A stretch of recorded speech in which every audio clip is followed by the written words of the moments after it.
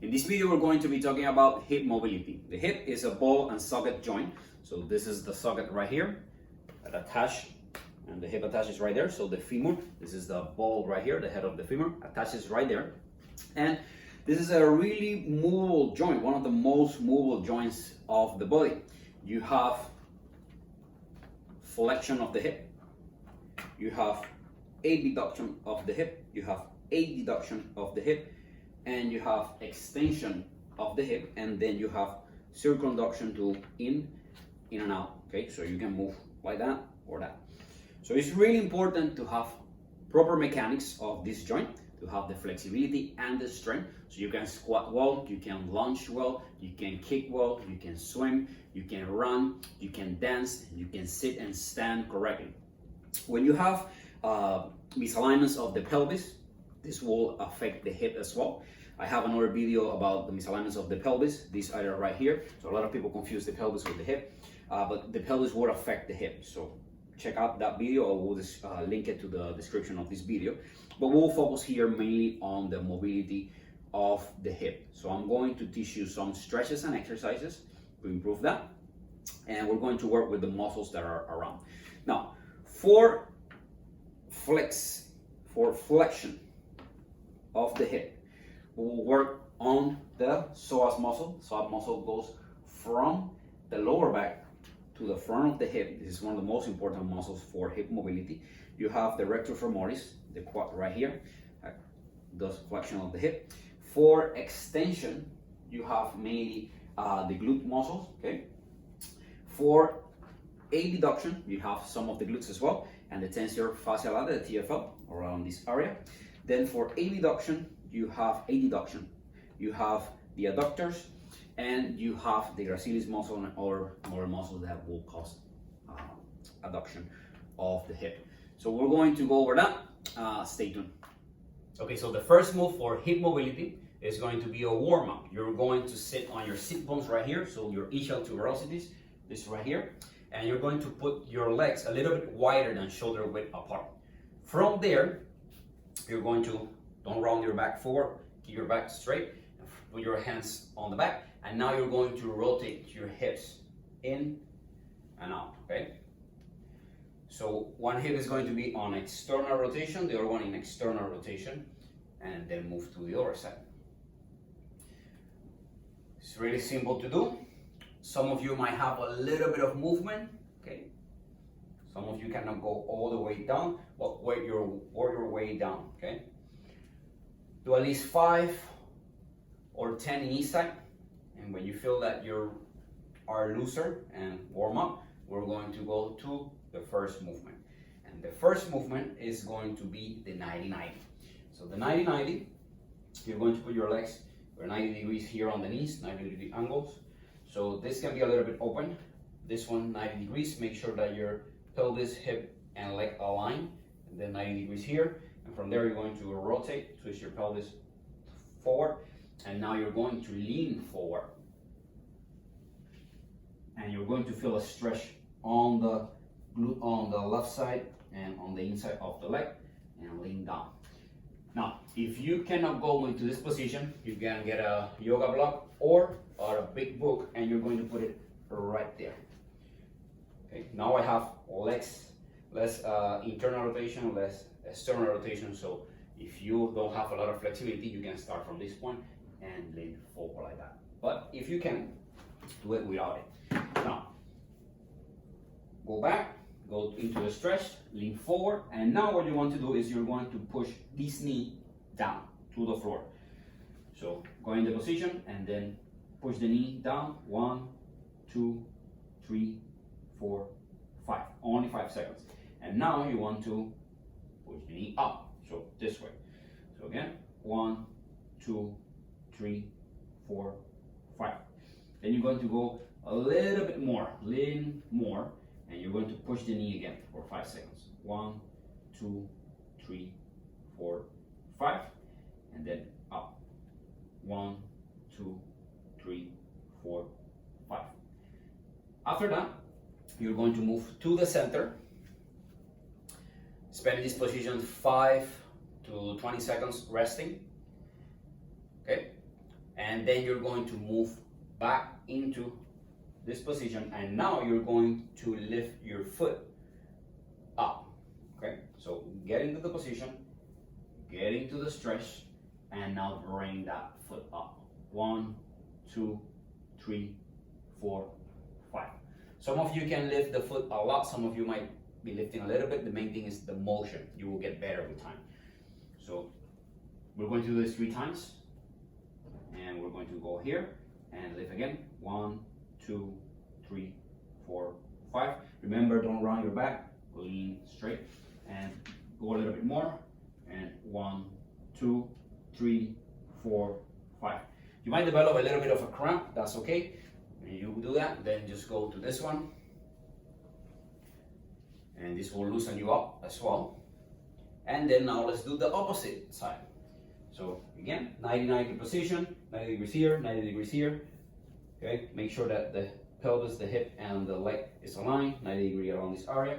And now we're going to go that way. Okay. Lean forward, hold it for 5 seconds. 1, 2, 3, 4, 5. And now you're going to push the knee down. So 1, 2, 3, 4, 5. And now push the knee up like that. And go 1, 2, 3, 4, 5. Okay. Take a rest. And now lean a little bit more and push the knee down. 1, 2, 3, 4, 5. And now up. 1, 2, 3, 4, 5. Go back to the center, to the resting position. Hold that 15 to 20 seconds. Okay. And then move back into the stretch, lean forward, and now you're going to bring this foot up. So 1, 2, 3, 4, 5. Lean a little bit more forward and bring the foot up. 1, 2, 3, 4, 5. Move a little bit more forward and 1, 2, 3, 4, 5. After that, you're going to loosen up the hips again and repeat 2 more times to each side. After that, you're going to bring your feet together and you're going to open up this area right here, the adductors, and that's the first move. Those are the first move. Okay? Now for the next move, you're going to go into this position, go on your knee, put your knee straight down, okay? Put your foot facing forward, and you're going to be stretching now the adductors. You're going to push down with that leg. Hold that to 5 seconds. 1, 2, 3, 4, 5. And then you're going to go like this. So sit down and then extend the hip. Sit down and extend the hip. You're going to do at least 5, 10 to each side. Then you're going to switch sides. At the beginning, push that leg down. 1, 2, 3, 4, 5 to get a good stretch. Then you're going to go like this and go forward. So you're bringing stretch and mobility at the same time. Stretching this adductor here and bringing mobility to the hip on the other side. Do 5 to 10 in each side. Okay, that's the next move. Now the other one is similar, but now you're going to be on your feet, okay? And you're going to put your foot facing forward. With this one now, you're going to feel more on your hamstring, okay? So lean there and hold that position, then go to the other one and go like that. So you're going to be moving side to side. Okay. Try not to rotate around your back too much, trying to keep it a little bit straight. Some of you are going to be able to put your heel on the floor. Some of you are not going to be able, so your foot is going to be like this. Try to put it on the floor, but if not, main thing is that you're stretching the hamstring on this area. Okay, and go side to side. Okay, so remember the first one is here, foot pointing forward. You get more of the adductors, and then you go like this And the other one, you're on your feet and your feet is pointing up and you get more of the hamstring and you move then side to side. Okay, so that's another move. This next movement is one of the first movements that I do before I start running in my warm-up, and you're going to go like this, and from there you're going to rotate up, change legs, and go to the other side. You might hear some cracking sensations on your back. That's okay, that's just gas releasing from the joints. You're going to feel this on your hamstrings, glutes, adductors, wherever you're tight, you're going to feel this. And go like that. And try to rotate and follow your tongue with your nose so you get mobility too of the thoracic spine, the pelvis, and the hips at the same time. So this is a really good mobility exercise. Okay. Do at least 10 repetitions to each side. The next move is a simple piriformis stretch. This is one of the most important muscles to stretch whenever you have sciatica or you have low back pain or you have hip restriction. This muscle goes from the inside of the sacrum to the side of the hip around this area, and it creates external rotation of the hip. Okay, so you're going to lay down on the floor facing up, put your leg like in a figure 4, and you're going to go through the hole and bring your leg to your chest and hold that 10, 15 or even 30 seconds when you feel that you're getting a good stretch. This might hurt a bit, and then go to the opposite side. Okay, and bring this. In my case, this side, as you can see, is much tighter than the other one. Try not to do this. Try to keep your head down and pull, hold it, and do 3 rounds in each side. Do more sides always on the more sets on the side that you feel that is tighter. Right? So 3 times in each side, so you can see it from this angle. It's like this, leg on a figure 4, and try to bring the knee to your chest, then go to the other side, knee to your chest, hold that 10 to 15 seconds or even 20 or 30 seconds you can do if you're really tight. Now we're going to move to the hip flexors, especially the psoas muscle and the rectus femoris. Okay? The psoas muscle, when it's tight, it can lead to low back pain because the muscle attached from the lower back to the front and inside of the hip. Okay, and that will cause some anterior pelvic tilt.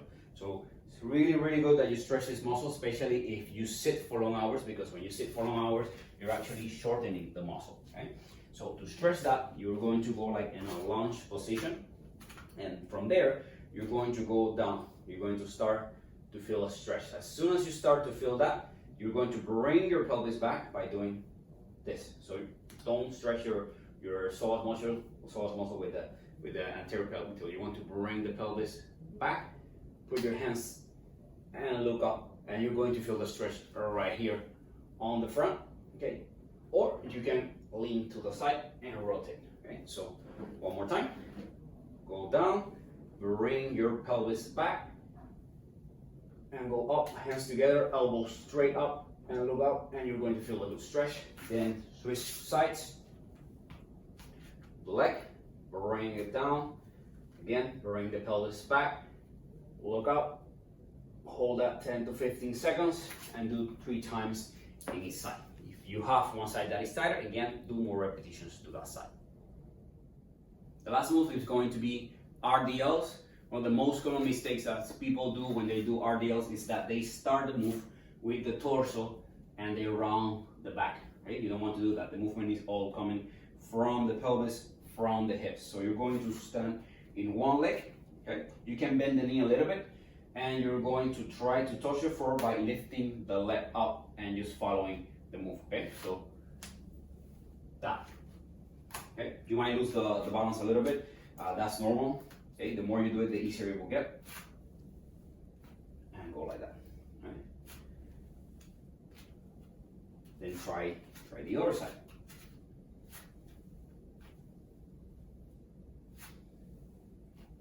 There's always one side that is going to be easier for you to do. Try to keep your pelvis square. Try not to do that. Try not to do this. And bring it up. Then try the other side. And again, do 10 in each side. Remember, don't start the movement with your torso, don't round the back, keep your back as straight as possible. You can even keep your chest a little bit out and touch the floor. If you cannot go all the way down to the floor, you can put something that you can just reach, or just go as far as you can. Again, you might lose your balance a bit. That's normal. The more you do it, the easier it will get. Do 10 repetitions in each side. Do 3 sets. Do more sets and more repetitions on the area that you feel that is tighter and is more difficult. This is going to help you stretch those hamstrings and bring a lot of mobility there to your hips. So there you have a mobility routine for your hips. If your hips are really, really tight, do this every single day so you get better and more flexible. You will see that a lot of pains are going to start to go away. You will have better range of motion, better strength as well. If you like this video, hit the like button, subscribe to our channel, and share the video. Again, this is Dr. Kevin Tomassini from Spine and Performance.